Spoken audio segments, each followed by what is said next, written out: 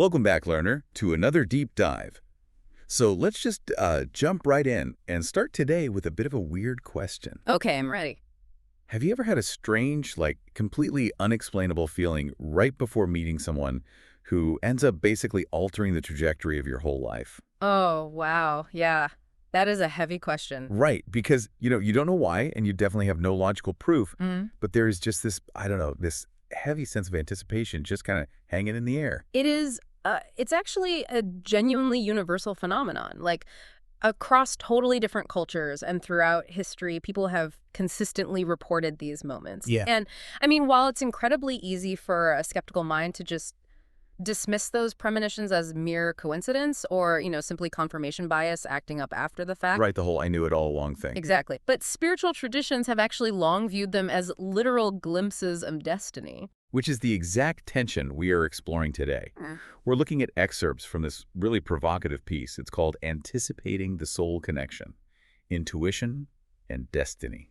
It's a fascinating read. It really is. Mm-hmm. And the material specifically zeroes in on the work of someone named Tina Aldea.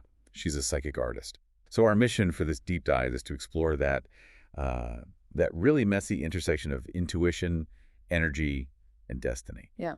And we really want to ask a massive question, is it actually possible to recognize a soul connection before the introduction even happens? Right. And to tackle that, we promise to look at the material completely impartially, right? We're looking through dual lenses here. Yes, exactly. Because the source presents both a spiritual framework and a very psychological one. So we're going to examine the actual mechanics of how our minds and, well, our bodies process these approaching connections. Which I think is so important for the learner. Absolutely. We want to understand how this works, whether you view it as like a mystical, energetic pull drawing two souls together across time and space. Which sounds lovely.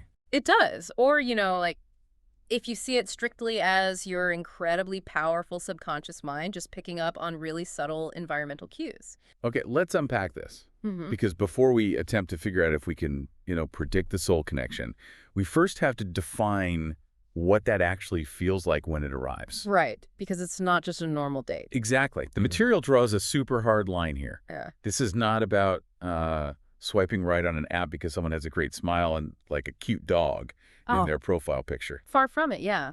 The source clearly differentiates a genuine soul connection from just standard physical attraction, or even just the comfort of having common interests. Yeah. It operates on a fundamentally different frequency. The analogy that kept coming to my mind while I was reviewing these sources is that a soul connection is kind of like, okay, imagine hearing the muffled bass line of your favorite song before you even walk into the venue. Oh, I like that. Right, like you were standing outside, you definitely can't make out the lyrics and you can't hear the melody clearly at all, but your body just knows the rhythm. Yes. There's this immediate visceral recognition.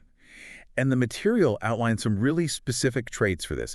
It transcends physical appeal, and it's marked by this overwhelming sense of familiarity. Intense emotional resonance, too. Yes, and an unexplained bedrock of trust, right from the start. And we really cannot gloss over the shared life lessons part.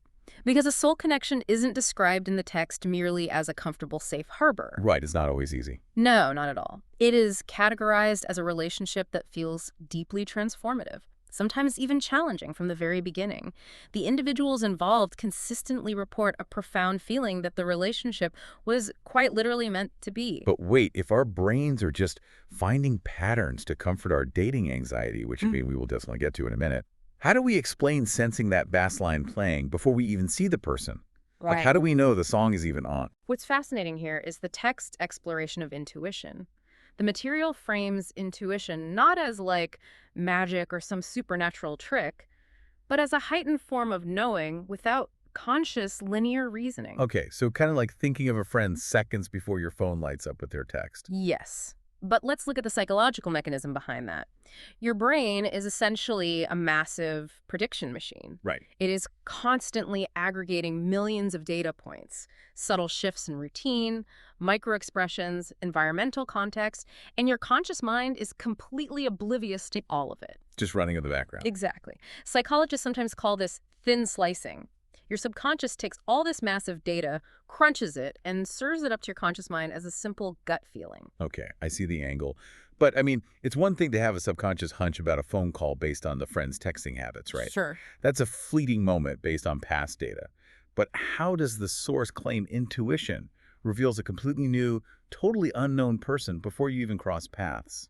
So it happens through these subtle, compounding internal clues. One of the primary indicators highlighted in the material is recurring dreams. Oh, dreams. Yeah. People frequently report dreaming about a stranger, yet feeling an intense, totally undeniable emotional bond with them in the dream state. Okay, I have to push back there. Go for it. Dreams are notoriously chaotic. Like, I dreamed about trying to parallel park a submarine last week. That sounds stressful. It was. Mm. But are we really supposed to take a dream about a random stranger as a literal romantic prophecy? Well, that is the crux of the debate. From the spiritual perspective, yes, those dreams are viewed as literal breadcrumbs. It's your soul recognizing an approaching energetic match. Okay, but what about the psychological side? Right. If we stick to the psychological framework promised by the source, we can view dreams as the subconscious running complex simulation. Simulation. Yeah. If you have been doing deep personal work or, shifting your priorities in life, your subconscious recognizes that you are finally ready for a specific archetype of partner. Oh, I see. It synthesizes all those micro-observations about your own readiness and then projects them as a stranger in your sleep. So it's not necessarily a literal face you're seeing, it's the embodiment of the connection you are now primed to accept. So it isn't necessarily a crystal ball predicting a specific human being, but rather your own internal alarm system announcing, hey, we are ready for this specific type of dynamic. Precisely the point. And another subtle clue the source explores is a sudden, inexplicable emotional pull. Like what? Well, you might wake up one day intensely motivated to change careers or maybe move cities, or just heavily invest in self-improvement. With zero logical catalyst, you just feel drawn to prepare for something significant. Which ties perfectly into the spiritual concept of energy that the text leans heavily on. Because, to understand why these signals manifest, we really have to look at the idea that every single person carries a unique energetic signature. Yeah, think of it like a metaphysical fingerprint. A fingerprint made of energy that it's just constantly broadcasting. And the theory suggests that when two highly compatible energetic signatures align, they naturally gravitate toward one another. Exactly. So before this person physically walks into the coffee shop and bumps into you, their energetic presence is supposedly already overlapping with yours.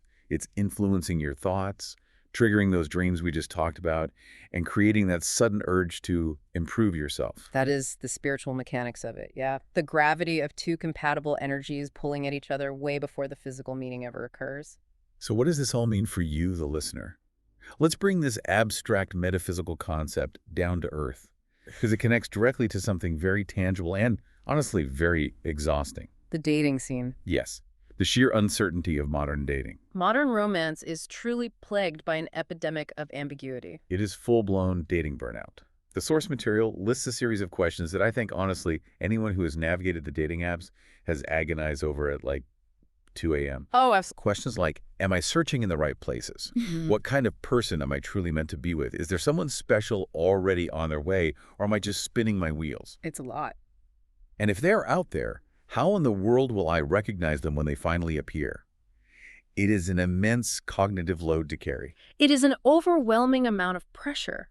And that intense fatigue, that desperate desire to simply resolve the uncertainty, that is the engine driving people towards spiritual guidance. Right. People aren't seeking out psychic readings or esoteric advice just for the novelty of it. They are trying to navigate profound anxiety. But the text makes a critical distinction here. What's that? The ultimate goal for most people seeking this guidance isn't actually to get a guaranteed 100% accurate prediction of the future. So they aren't looking for a mystical itinerary that says, go to aisle 4 of the grocery store on Tuesday at 3 p.m. to meet your future spouse. Generally, no. Seeking out these services is much more about finding an anchor. It is about regaining a sense of confidence in their own judgment and building a stronger connection to their own intuition. That makes a lot of sense. Because modern dating forces us to analyze everything logically, right? We're swiping based on stats and bullet points. People just want permission to trust their internal warning system again. And since that dating landscape is just a chaotic sea of uncertainty, how are people practically applying this concept of energetic signatures to find that anchor? Well, Because here's where it gets really interesting. The source highlights a very specific service to illustrate this, the work of Tina Aldea Psychic Artist. yes, Tina Aldea's methodology is a really fascinating case study in the source material because she bridges the gap between the invisible and the tangible. How so? She doesn't just offer standard verbal psychic advice. Right. According to the text, her process involves tuning into the energetic patterns currently surrounding an individual.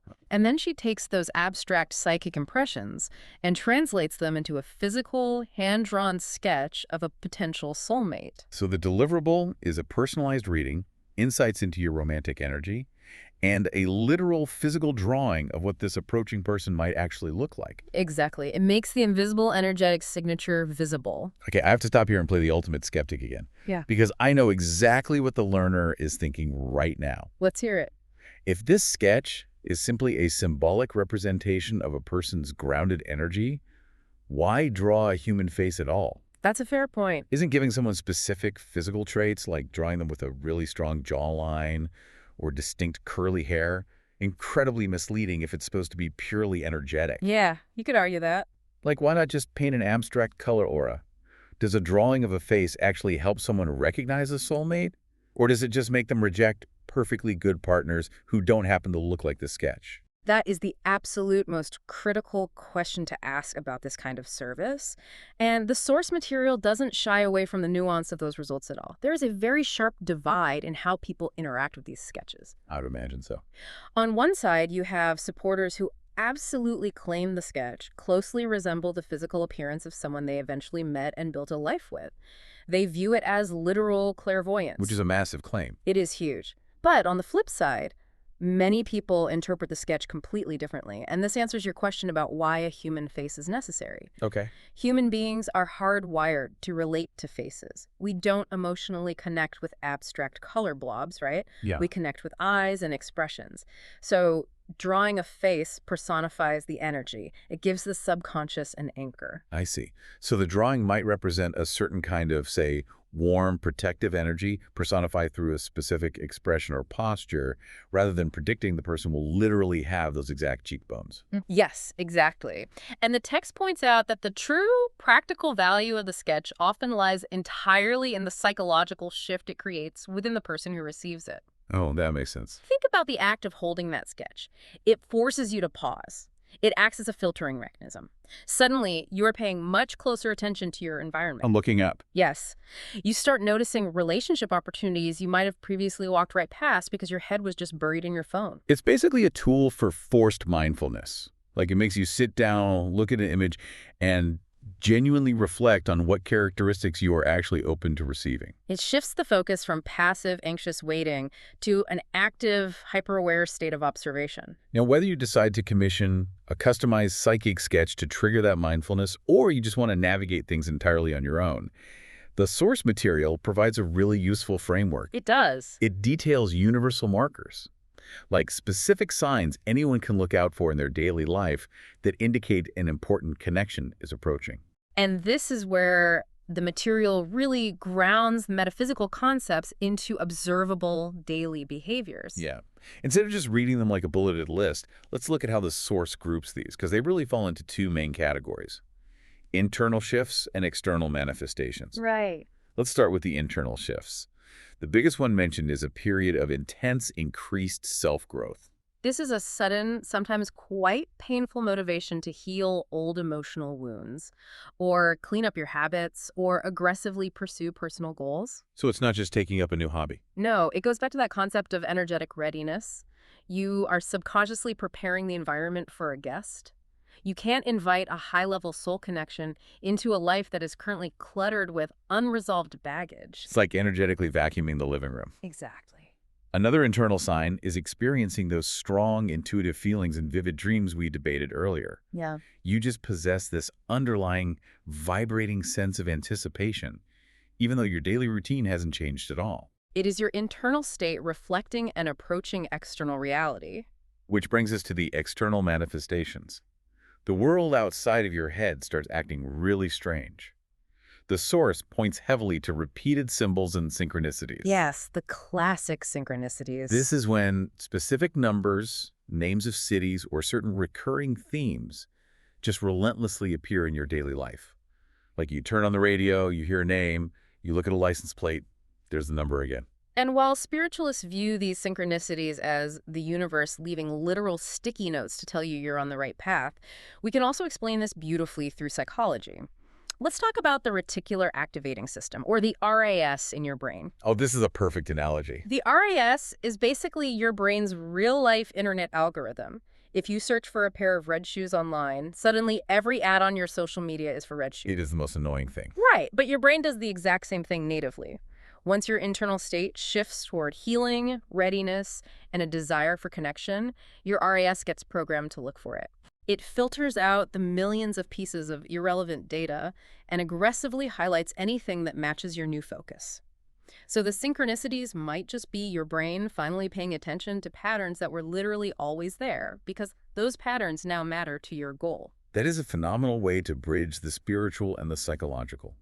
The universe isn't necessarily changing the license plates, your brain is just finally reading them. Precisely. And the final external sign the text mentions involves unexpected opportunities. Life circumstances suddenly begin placing you in entirely new situations. Like a sudden layoff that forces a cross-country move. Or maybe just a random, totally out-of-character invitation to an art gallery you'd never normally visit. Even a forced change in your daily commute. These aren't just random disruptions then. They are the physical chess pieces moving on the board to create the possibility of a meaningful connection. If we connect all these signs back to the bigger picture, they are fundamentally about one thing: a massive shift in your own state of being. But the material is very careful to note a crucial caveat here. What's that? Experiencing synchronicities or getting a soulmate sketch does not guarantee that a perfect partner is going to magically parachute into your living room tomorrow and solve all your problems. Right. You still have to do the work. Exactly. What these signs strongly indicate is a state of readiness. You are becoming open, you are becoming healed, and most importantly, you are physically and emotionally positioned to actually recognize the connection when it finally crosses your path. So, to synthesize this entire journey we've taken through the material today, what we've discovered is that the end result is actually the exact same, regardless of your belief system. Yeah, that's the beauty of it. Whether you view these concepts through a purely spiritual lens of quantum entanglement and energetic signatures, Which is completely valid. or, you see them strictly as powerful psychological tools leveraging your brain's algorithm for deep self-discovery, the required action doesn't change. Paying rigorous attention to your intuition and actively embracing your own uncomfortable personal growth is really the only way to truly prepare for a meaningful connection. The framework simply shifts you from being a passive, anxious victim of your dating life to an active, highly aware architect of your own internal landscape. There is a specific quote from the source material that I want to leave the learner with today, because I think it captures the thesis of this entire deep dive perfectly. Oh, I know the one you mean. The text asks this incredibly simple yet deeply powerful question. What if love is already moving toward me, and I simply need to become aware of it? This raises an important question for you to consider as we wrap up. If we operate by the rules of these energetic signatures we've discussed today, the idea that our personal energy is constantly broadcasting an open invitation out into the world, you really have to ask yourself, what kind of soul connection is your current energy inviting in right now? Oof, that's a mirror. It is. Are you broadcasting anxiety and desperation, or readiness and growth? And if you find yourself deeply unsatisfied with the connections you've been attracting, how might your own internal frequency need to shift before that bass line ever starts playing? That is an immense amount to chew on. Thank you, learner, for joining us on this deep dive. Keep your eyes and your intuition wide open. You never know when you might just hear the faint rhythm of your favorite song starting to play. Until next time.